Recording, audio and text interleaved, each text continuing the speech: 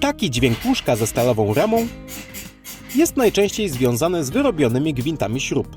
Pokażemy, jak temu zaradzić z uniwersalnym klejem anaerobowym Technicol. Wystarczy, że odkręcisz śrubki i pokryjesz krawędź gwintu klejem. Pamiętaj, że najlepszy efekt uzyskasz, gdy powierzchnie będą czyste i odtłuszczone.